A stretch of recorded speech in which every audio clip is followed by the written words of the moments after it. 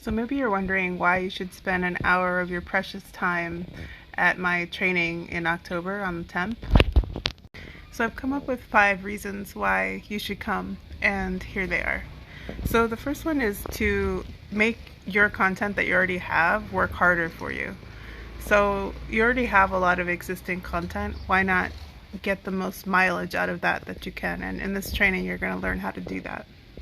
You're also going to come up with new and potentially fun ways to express what you offer. You'll learn how to spend less time saying more with the content repurposing strategies that I'll be teaching. You'll be able to free up time to focus in on your big business goals. And most convincing of all, you get to see me live. Oh, and you also get to ask your burning content creation questions at a Q&A that I'm going to hold at the end of the training.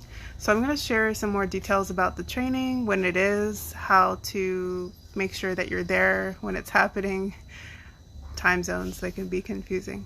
And I hope you'll be there.